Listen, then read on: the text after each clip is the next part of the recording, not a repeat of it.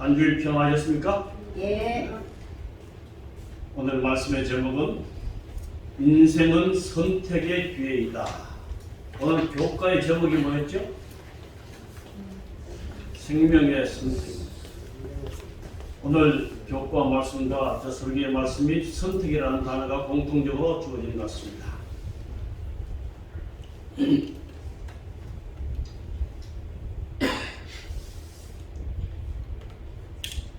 인생은 선택의 기회이다. 오늘 본문의 말씀은 전도서 3장 1절에 있는 말씀입니다. 우리 다 함께 읽어보실까요? 시작. 천하의 본사가 기한이 있고 모든 목적이 이룰 때가 있나니. 모든 일에 기한이 있고 때가 있고 모든 목적이 또한 이룰 기한 때가 있다. 똑같은 말씀이 반복되는 말씀입니다. 그러면서 2절에 보면 날 때가 있고 죽을 때가 있으며 심을 때가 있으며 심은 것을 뽑을 때가 있으며 또 죽일 때가 있고 치료할 때가 있고 모을 때가 있고 흩을 때가 있고 돌을 던져버릴 때가 있고 돌을 다시 걷어들일 때가 있다. 모든 것이 다 때가 있다고 말합니다. 때가. 이 말씀과 어울려지는 말씀이 고린도서 6장 2절에 있는 말씀입니다. 보라 지금은 구원 은혜 받을 만한 때요 보라 지금은 구원의 날이로다. 때가 있는데 그 때 중에 바울은 말하기를 지금은 구원의 날이고 지금은 구원 은혜 받을 만한 때다. 이러한 때를 말해주고 있습니다. 근데 이것을 지금을 언제라고 우리가 들을 수 있는가? 설명할 수 있는가? 양심의 소리가 들리는 시간 혹은 하나님의 음성이 들리는 시간을 지금이라고 해석합니다. 그래서 지금은 굉장히 중요한 때이다. 오늘 저는 때와 시간, 그리고 선택, 그리고 생명 이런 단어들을 연관해서 좀 말씀을 드리고자 합니다. 누군가는 말했습니다. 오늘은 뭐다? 선물이다. 여러분 하루아침에 눈을 뜨면 그 하루를 주신 하나님께 참 감사하는 마음이 있습니까? 지금을 영어로 하면 now라 요즘 많이 씁니다. 근데 이 말이 옛날 말로는 present, 현재라는 뜻이 있습니다. 근데 선물이라는 단어가 요즘 기프트로 많이 써요. 근데 이것도 원고는 또 present, 똑같은 present, 똑같습니다. 그래서 이 말을 좀 풀이하면 지금은 바로 뭐다? 선물이다. 이 시간이 주어지는 것, 이 시간이 어떤 사람에게는 선물의 시간이 될 것이고 또 어떤 사람에게는 이 시간이 선물이 안 될 수도 있다는 사실입니다. 이 그리스도의 이 신 가운데 카이로스라는 이 기회의 신이 있습니다. 참 그리스도는 신도 많지요, 그죠? 근데 이 신의 생김새는 참 다양하게 생겼습니다. 그래서 누가 이를 물었습니다. 앞머리가 무성한 이유가 뭐냐? 그때 대답하기를 사람들이 보았을 때 쉽게 붙잡을 수 있게 하기 위함이다. 그럼 뒷머리가 밑머리 돼버린 이유는 뭐냐?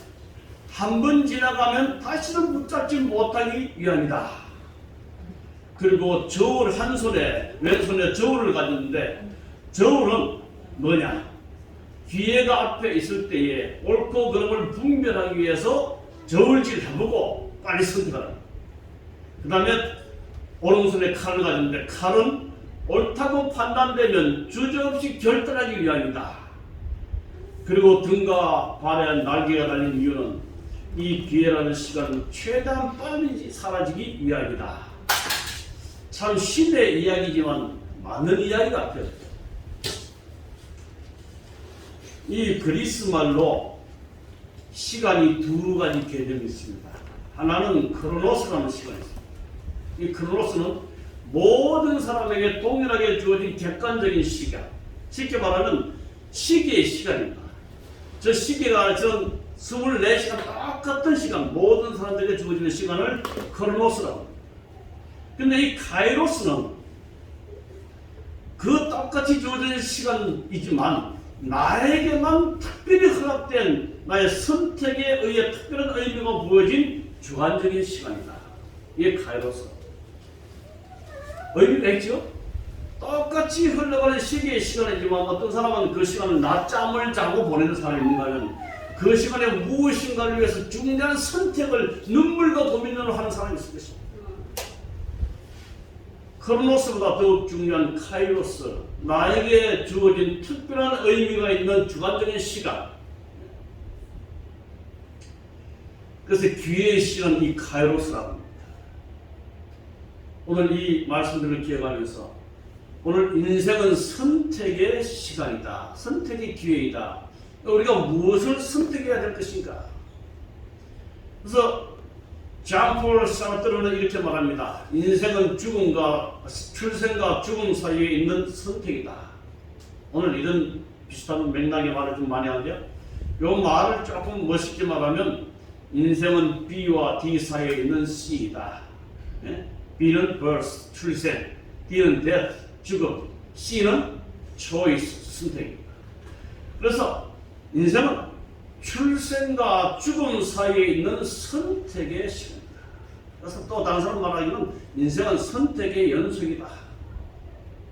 오늘 아침에 우리 밥을 만드는 우리 주부들은 현미밥을 할까, 쌀밥을 할까 이 생각하다가 또 합니다. 또 이 교회 오는 일에서도 오늘 너무 춥고 있다는데 집에서 그냥 영상으로 예배 드릴까? 우리 목사님 오후에 영상 보내주는데 막 그걸로 대신할까? 아니야, 그래도 가야지. 가서 작은 숫자인데 우리 목사님한테 용기를 줘야지. 이렇게 또 오신 분도 계시겠습니다. 이 선택의 시간입니다. 근데 이 선택은 우리의 일상적인 삶에만 있는 것이 아니라 신앙에도 선택이 필요하다는 사실입니다. 그래서 여호수아 24장 15절에 보면 세겜 땅에서 이제 여호수아가 그의 죽음을 앞두고 이스라엘 백성들에게 이렇게 외칩니다. 너희 숨길 자를 오늘 선택하라. 오직 나와 내 집은 여호와를 섬기겠노라. 여러분 이 말씀을 좀 보면 이 말씀은요 예수를 안 믿는 사람들에게 한 말이 아니에요. 하나님의 선택된 백성이라고 말하는 이스라엘 백성들에게 한 말입니다. 이 여호수아가 이제 그의 임종을 앞두고 세겜 땅에서 마지막 고별 설교를 하는데 이 하나님의 은혜를 통하여 40년의 광야 생활을 마치는 그 이스라엘 그들 앞에 그들이 하나님의 은혜를 받아왔지만 계속 고집하고 이방신을 섬기고 이방을 닮아가고자 하는 그런 사람들 앞에 너희 섬길 자를 선택하라고 강하게 하고 싸우고 있습니다. 전혀 하나님을 모르는 사람에게 하는 말이 아니란 사실입니다. 오늘 우리가 하나님을 섬기고 있지만 오늘 매일의 순간 선물로 주어지는 하루하루를 살면서 우리는 어떤 것을 선택할 것인가 하는 거죠. 지난번에 말씀드렸지만 순간의 선택이 영혼을 좌우하는 겁니다. 우리가 매 순간순간 하나님의 백성으로서 선택해야 될 그 길을 빠르게 선택하시게 되기를 간절히 바랍니다. 오늘 너희 섬길 자를 택하라는 이 여호수아의 말씀은 너희가 하나님을 섬긴다고 하지만 하나님 뜻대로 살지 못하는 이 이스라엘 백성을 향해서 하는 말씀입니다. 제가 지난번에 말씀드렸지만 인류 파국 100초 전 20초가 더 당겨진 운명의 날 시간입니다. 정말 세상이 얼마 남지 않은데 우리는 매일매일 어떤 선택을 하며 살아야 할까? 오래전에 있었던 일이지만 호주의 산불확산, 그 다음에 이상기온과 이상저온, 어떤 기후변화가 너무 심해 한국도 3일째 거의 사라져갑니다. 아열대 현상으로 기후가 여름 아니면 겨울로 바뀌어요. 봄가을이 거의 사라집니다. 이번에 불어닥친 우리 코로나19, 사스, 메르스, 자카, 지카 이래야 계속 질병들이 일어납니다. 코로나19로 인해서 또 경제 하락, 많은 것들, 이런 것들은 정말 우리가 깨어 일어날 때임을, 우리 매 순간의 선택이 하느님과 하늘과 연결되어 함을 우리에게 알려주고 있습니다. 지난 2000년 5월 14일에 우리 교황을 중심으로 해서 모든 세계 각국 지도자들이 모여서 기후환경 변화 대책회의를 하고 되었습니다. 이때 코로나19 때문에 하지 못했어요. 근데 몇 달 전에, 두 달인가요? 두 달치 안 됐을 거예요. 전에 170여 개의 지도자들이 모여서 환경 기후 대책 변화를 의논한 일이 있습니다. 그리고 아마존 시노드에서 그 아프리카 사람들의 가난과 빈곤을 물리치기 위해서 잘 사는 나라들이 투자를 해야 되고 그들의 어떤 지하자원을 캐내서 부자들만 배불리 해서는 안 된다. 이런 일들을 교황과 신부 사제들의 어떤 모임을 통해서 이런 일을 하게 됩니다. 난 최근에 다시 파리 기후변화협회 계속 이런 것들이 일어납니다. 근데 이런 세계적으로 굵직굵직한 일들이 아주 조용히 그러나 거대하게 일어나고 있습니다. 어디를 중심으로 해요? 로마 캐토릭을 중심으로. 놀라는 일입니다. 근데 얼마나 이 일이 아름다운 일입니까? 빈곤을 퇴치하고 기후를 이산화탄소를 절감시켜서 이 기후를 아름다운 기후를 후손들에게 물려줘야 되는 일들이 많이 일어나고 있습니다. 근데 이런 일들이 일어나는 그 배후에 우리가 예언을 배우는 백성으로서 이런 일들을 우리가 어떻게 봐야 할 것인가? 가장 영향력 있는 지도자로서 프란시스코 교황이 뽑혔습니다. 2014년 미국의 경제 전문지 포춘이 선정한 세계에서 가장 영향력 있는 지도자 프란시스코 교황. 그럴만합니다. 모든 종교를 연합시킵니다. 지금까지 싸웠고 불화적인 모든 종교 지도자를 찾아서 그를 포용하고 안으면서 세계는 종교가 하나가 되어야 된다고 외치고 있습니다. 아주 아름다운 일들을 하고 있습니다. 그래서 그가 강조한 유니버설 빌리지, 지구촌, 온 지구가 하나의 마을로 만들어져야 된다. 그러면서 그가 외치고 있는 말씀이 이겁니다. 세계적인 한 정부에 의해서 성취시키는 연합운동을 해야 한다. 종교연합운동하면 그리고 이 기후를 대응하는 일에 우리가 하나가 돼야 하고 가난한 사람들을 다 도우는 일에 하나가 돼야 되고 이런 일들은 굉장히 아름다운 일입니다. 그러나 이런 일들 저변 속에 어떤 의도가 있는지 우리는 또 알아야 하겠습니다. 이어지는 그 말 속에 보면 세상을 사탄에게로 끌어가는 유혹이라는 주제하에 종교 지상권을 확보하라, 경제 지상권을 확보하라, 군사 지상권을 확보하라, 이적으로 미혹하라, 우상에게 경배하게 하라. 이런 무엇보다도 종교, 경제, 군사의 지상권을 확보하여 우상에게 경배하게 하려 한다. 예언적 안목으로 예측해보는 미래의 상황, 어떤 말씀에 능력 있는 목사님께서 해놓으신 걸 제가 좀 따왔습니다. 너무나 맞는 현실이기 때문에 사회적 격리 인간관계의 단절 현상, 코로나19가 갖다 주는 겁니다. 그죠? 전염병, 산불, 지진, 해일 등의 재난과 재앙의 만연, 요즘 세상에 일어나는 일들입니다. 경제적 침체와 심각한 경제 위기 상황이 올 것이다. 여러분, 이 큰 대양 바다를 끼고 있는 바다에 이 컨테이너를 실은 수많은 배들이 그 배에 하역을 하지 못하고 배 위에 떠 있다. 바다 위에 떠 있다. 근데 그 바다 위에 떠 있는 그 큰 화물의 상품의 가치가 수십조가 달하는 그러한 상품들이 다 내리지 못하고 썩어져 간다. 계시록 19장에 나오는 큰 상인들이 울부짖는 소리가 들리는 시간이 이때라고 말하고 있습니다. 요즘 우리나라가 무슨 힘든 일이죠? 요소수사.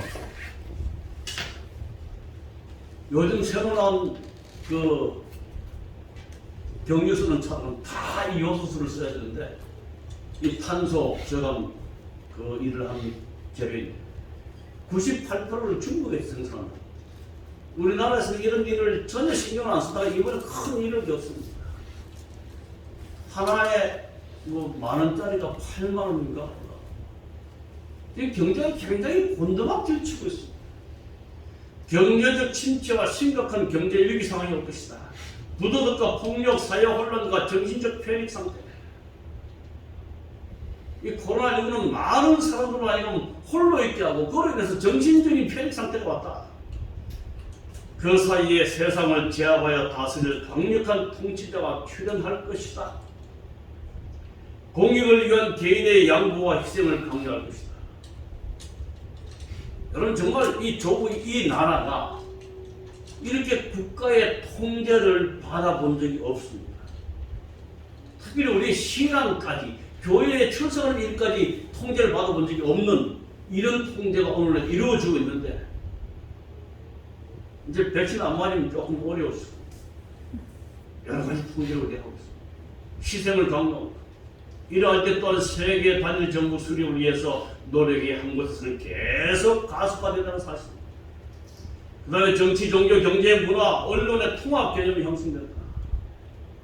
아마 어쩌면 여기 나오네. 개인의 자유와 신앙과 양심의 자유가 뭐 될 것이다? 통제될 것이다. 이런 마지막 시대에 살고 있습니다. 거짓과 오류의 편만과 진리 말씀의 기근 현상. 모든 진리는 하나이다. 불교의 가르침과 기독교도 교회의 가르침이 똑같아. 이렇게 주장하고 있습니다. 그래서 거짓과 오류의 편만과 진리의 말씀의 기근 현상, 성경의 진리를 따라 살기가 거의 불가능한 세상, 옳고 그름을 말할 수가 없어요. 이제는 평등법, 그런 것들이 모든 것이 다 똑같기 때문에 비방하거나 어떤 차이에 대해서 비방하면 그것도 벌금형이고 나중에는 구속형까지 이르러진다는 그런 일들이 일어납니다. 결국 온 세상 사람들은 두 부류로 나누어질 것이다. 두 부류는 어떤 부류일까요? 네, 양과 염소의. 다르게 말하면 세상의 통계에 따르는 무리와 그 통계에 따르지 않는 다른 한 무리로 나누어질 것입니다.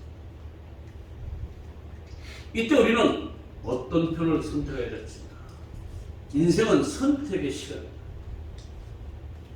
여러분 많이 들으시죠? 위기. 위험한 위자에 귀의 기자입니다. 참 위기라는 말 속에는 희망이라는 기자가 있어요. 귀의 기자인데 위기와 기회는 동시에 찾아옵니다. 그리고 인간의 위기는 하나님의 기회이다. 오늘날 온 우리나라를 포함해서 온 세계적으로 이루어지는 많은 일들, 그것도 드러나지 않으면서 아주 거대하게 조용히 움직이는 일들을 보면서 정말 주께서 다시 오시는 시간이 가까웠음을 많이 경험합니다. 이때 이런 일들을 우리가 자세히 모를지라도 어쨌든 크게 일어나는 일들을 우리가 본다 할 때 우리가 어떤 자세로 믿음을 지켜야 할 것인가 하는 거죠. 이제 깨어서 일어나서 주의해야 할, 멀리 들어야 할 때가 지금이라는 사실을 우리에게 말해주고 있습니다. 제가 동상이몽이라는 제목으로 글을 좀 이렇게 성경을 해석했는데요. 동상이몽이 뭐죠? 다 아시죠? 아시는데 말이 안 됩니까? 같은 침대에서 자지만 꿈은 다르게 꾼다. 동문서답은 뭐죠? 네, 다 아시고. 근데 어떤 사람이 동문서답이 뭐냐니까 동쪽에 문이 없으니 서쪽이 답답하다. 한번 해석 보시면 되세요. 동상이몽 마태복음 24장 40절 41절인데요. 이 말씀의 의미를 좀 우리가 알아야 되겠습니다. 그때에 두 사람이 밭에 있음에 이 그때는 언제입니까? 마태복음 24장은 마지막 때, 마태복음 24장 25장은 마지막 때를 말하고 있습니다. 그때에 두 사람이 밭에 있음에 한 사람은 데려가고 한 사람은 버려둠을 당할 것이요, 두 여자가 맷돌질을 하고 있음에 한 사람은 데려가고 한 사람은 버려둠을 당할 것이다. 그림을 하나 보고 왔는데 두 남자가 소의 전기를 위해서 이 밭을 갈고 있습니다. 근데 한 사람은 데려가고 한 사람은 버려둠을 당한다. 이 말씀 의미가 뭐죠? 어떤 사람은 데려가고 어떤 사람은 그대로 낭비동을 당합니다. 똑같이 밭을 렸는데 두 여자가 맷돌질을 하고 있는데 한 사람은 데려가고 또 어떤 사람들을 해석하기도 또 휴거라고 해석을 해요. 이건 휴거는 아닙니다. 한 사람은 버림을 당할 것이다. 우리가 이 세상을 살아갈 때 믿는 사람이나 믿지 않는 사람이나 바깥에서 볼 때 삶의 모든 삶은 똑같습니다. 다 삼시세끼 우리가 식사를 하고 옷을 입고 일대에서 일을 합니다. 차이가 뭡니까? 데려감을 당한 사람과 버려둠을 당한 사람의 차이가 뭐죠? 네? 네. 어떤 사상을, 어떤 목적을 가지고 사느냐. 데려감을 당한 사람은 밭을 갈면서도 내가 이 밭을 가는 이 모든 일을 통해서 하나님의 영광을 위해서야. 그러나 버려둠을 당한 사람은 이 밭을 잘 갈아서 수확을 위해서 내가 돈을 벌어 좋은 집을 사고 잘 살아야지. 자신을 위해서 사는 사람. 두 여인이 맷돌질을 하지만 한 사람, 데려간 사람은 이 맷돌질을 잘해서 내가 건강하게 식사를 대접하고 가족들 만들어서 우리가 건강한 몸으로 하나님 사업해야지. 복음을 열심히 전도해야지. 이런 마음으로 맷돌 가는 사람하고 이거 갈아서 내가 오늘 풍국수 10그릇 만들어서 잘 팔아서 내가 부자 돼야지. 똑같은 일을 하지만 어떤 사상으로 살아가느냐에 따라서 데려옴을 당하고 한 사람은 버림을 당할 것이다. 그러면서 24장 42절 44절에 보면 깨어있으라고. 여기 깨어있으라는 말은 아무 일도 하지 말고 있으라는 게 아니에요. 이 세상을 충실하게 살면서도 우리의 생각과 사상은 하늘에 고정되어 있어야 한다. 어느 날에 너희 주가 임하는지 너희가 알지 못하리라. 그러므로 너희도 준비하고 있으라. 생각지 않은 때에 인자가 오리라. 그날과 그때는 아무도 모른다. 오늘 저는 계속 말씀드리면서 이 주제, 인생은 선택의 시간입니다. 매 순간 똑같이 살지만 어떤 사상과 어떤 선택으로 우리가 살아갑니다. 그전에 어떤 목사님이 설교하시는 제가 들었어요. 밥 먹는 것도 신앙이에요. 화장실 가는 것도 신앙이에요. 시장 장 보러 가는 것도 신앙이에요. 신발 신는 것도 신앙이에요. 모든 우리 삶의 일거수일투족이 하나님의 영광을 위해서 살아간다는 그런 사상을 산다면 우리는 데려감을 받는 그런 사람이 될 것입니다. 근데 이게 준비하는 시간이 그렇게 길지 않다는 사실입니다. 이사야 55장 6절에 너희는 여호와를 만날 만할 때에 찾으라. 가까이 계실 때에 그를 부르라. 이 말은 만나지 못할 때가 있고 가까이 계시지 않을 때가 있음을 우리에게 가르쳐주고 있습니다. 제가 울릉도에 있으면서 소메밀도를 한번 가본 적이 있습니다. 이 소메밀도로 지나가서 거기 등대가 있는데 네? 울릉도 안에 풍령이 있을 때, 미안합니다. 풍령이 있을 때요. 여기 요 길을 열목계라고 합니다.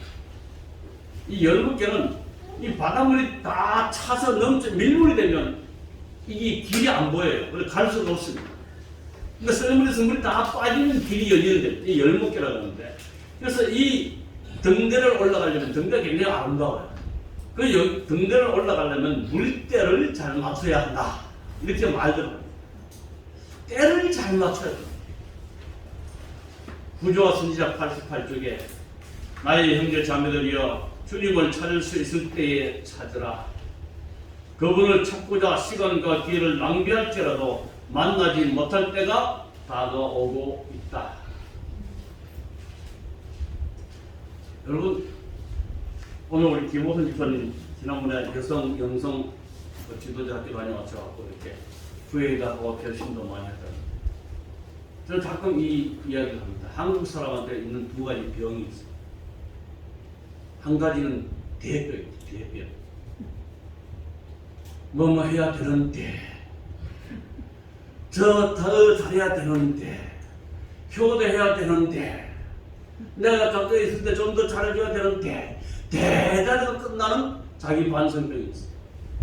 하나 또 후회병인데, 껄병입니다.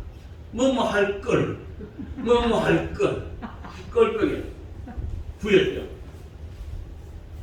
여러분, 어쩌면 우리가 그렇게 느낄 수 있을 때는 아직까지 이현대입니다. 뭐 누군가는 후회는 아무리 빨리 해도 늦다라고 말하지만 그때 후회할 수 있다는 것은 다시 돌이킬 수 있는 기회가 있다는 사실이에요. 우리가 아름다운 하늘을 가고 우리가 아름다운 우리 구주를 만나기 위해서는 때를 잘 맞춰야 하는 것같습니다. 오늘날 지금 우리가 어떻게 살아야 할지 저도 많은 갈등 속에 살아갑니다. 목사지만 내 신앙을 이대로 유지할 수는 없다. 나 정말 좀 더 깨워서 좀 더 일찍 일어나서 말씀을 보고 기도하면서 이 시대의 들려오는 기별을 들으면서 사랑하는 성도들의 저 현실적인 기별을 나누자 합니다. 주님을 찾을 수 있을 때에 찾으라. 그분을 찾고자 시간과 기회를 낭비할지라도 만나지 못할 때가 오고 있다. 미국의 남북전쟁이 유명할 때입니다. 아주 심할 때입니다. 그때 에이브럼 링컨이 그 전쟁터에 이렇게 방문하죠.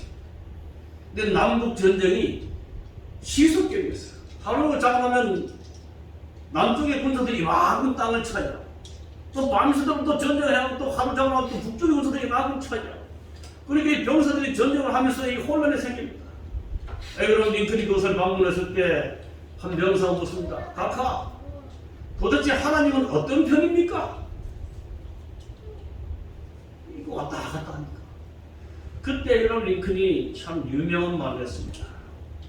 내가 염려하는 것은 하나님이 내 편인가 아닌가 하는 것이 아니라 내가 하나님 편인가 아닌가 하는 것이다. 하나님은 어느 편에 계시는지 문제가 되지 않습니다. 가장 중요한 문제는 우리가 이 마지막이라고 불리는 이 위급한 시기에 위급한 때에 내가 하나님 편에 있는가 하는 것이 더욱 중요한 사실입니다. 그래서 요한복음 15장 5절에 이렇게 말씀하시죠. 내 안에 거하라. 나도 너희 안에 거하리라. 가지가 포도나무에 붙어있지 아니하면 스스로 열매를 맺을 수 없음 같이 너희도 내 안에 있지 아니하면 거하리라. 여기에 내 안에 거하라. 나도 너희 안에 거하라. 여러분, 우리가 하나님 안에 거하는 방법이 뭐죠? 근데 요한복음 15장에 보면 이 15장 안에 하나님 안에 거하는 방법과 하나님이 우리 안에 거하는 방법을 분명하게 설명해놨습니다. 내가 하나님 안에 거하는 방법은 성경을 좀 펴서 이렇게 기록해 드렸습니다. 내가 하나님 안에 거하는 방법 또는 하나님이 내 안에 거하시는 방법, 요한복음 15장입니다. 자, 답은 요한복음 15장 10절입니다. 우리가 하나님 안에 거하는 방법은 내가 아버지의 계명을 지켜 그의 사랑 안에 거하는 것 같이 너희도 다 같이 시작. 내 계명을 지키면 내 사랑 안에 거하리라. 우리 하나님 예수님께서는 내 안에 거하라고 말씀하시고 나도 너희 안에 거하겠다고 말씀하시는데 그 예수님 말씀하신 우리가 하나님 안에 거하는 방법은 하나님 예수님께서 아버지의 계명을 지켜서 그 안에 거하는 것처럼 우리도 예수님의 계명을 지키면 예수님 사랑 안에 거하겠다고 말씀하셨습니다. 여러분, 밖에 큰 세력들이 이제 저변에서 활동하고 있는데 이 세상의 마지막 역사의 싸움의 쟁점은요, 하나님의 율법이 될 것입니다. 하나님의 율법을 높이 지켜들고 그 율법을 순종하느냐, 아니면 그 율법을 파괴시키고 다른 율법으로 하나님을 대적하느냐, 율법에 대한 싸움이 될 것입니다. 근데 우리가 하나님 안에 거하는 방법, 폿나무에 비해서 가르쳐준 그 방법은 내 계명을 지키면 내 사랑 안에 거하리라. 하나님의 계명에 철저히 순종하시는 우리의 삶이 되기를 간절히 바랍니다. 그 다음에 하나님이 내 안에 거하시는 방법은 너희가 내 안에 거하고 내 말이 너희 안에 거하면 무엇인지 원하는 대로 구하라 그리하면 됩니다. 하나님이 우리 안에 거하시는 방법은 하나님의 말씀이 우리의 사상이 되고 우리의 삶이 되는 것이 하나님이 우리 안에 거하시는 방법입니다. 여러분 기억하시기 바랍니다.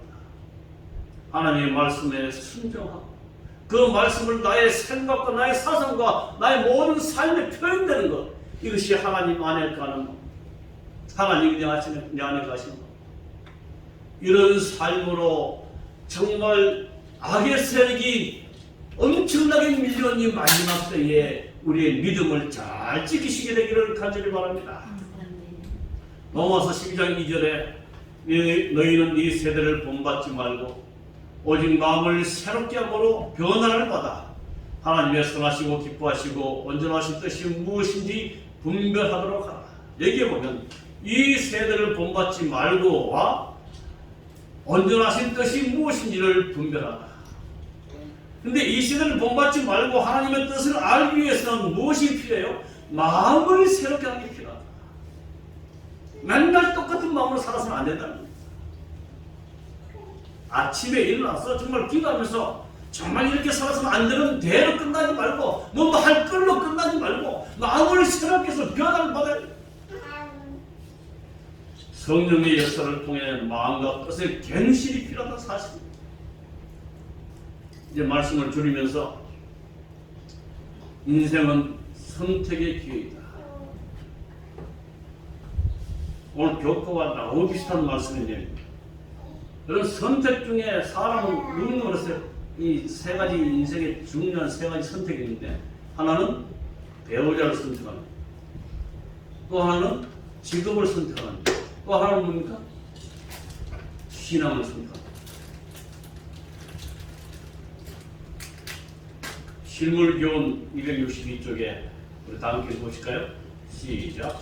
현세에서만 사람에게 영생을 위하여 준비할 기회가 주어집니다.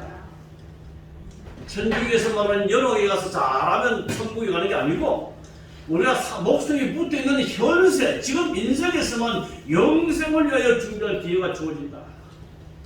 다시 실물교훈 342쪽에요. 영생을 얻는 데 대한 참된 지식을 얻지 못한다면 힘없는 세상의 수고는 헛된 것이 되고 말 것이다. 이 힘들고 어려운 세상에 그렇게 아둥바둥 사는 모든 것이 다 영생을 얻지 못한다면, 영생을 얻는 지식을 얻지 못한다면 다 헛것이 될 것이다. 오늘 인생은 영생, 잃어버린 생명을 다시 얻을 수 있는 영생을 선택할 기회의 시간이라는 사실을 기억하시기 바랍니다. 우리는 매일매일 이 선택을 하면서 살아야 할 것입니다. 사도 바울은 오늘이라 걷는 동안에 히브리서 3장 13절에 오직 오늘이라 걷는 동안에 매일 피차 권면하여 너희 중에 누구든지 죄의 유혹으로 완고하게 되지 않도록 하라. 베드로서 3장 18절에 오직 우리 주 곧 구주 예수 그리스도의 은혜와 저를 아는 지식에서 자라라. 사랑하는 성도 여러분, 오늘이라 걷는 이 선물로 주어진 하루란 동안 우리 서로 매일 위해서 기도하시고 권면하시고 그리스도의 은혜와 그리스도를 알아가는 지혜 속에서, 지식 속에서 살아가시다가 매일 우리 아름다운 선택을 통해서 우리 주님 다시 오실 때에 자연스럽게 하늘로 데려감을 받는 그런 성도의 삶이 되시기를 간절히 바라면서 오늘 말씀을 마치겠습니다.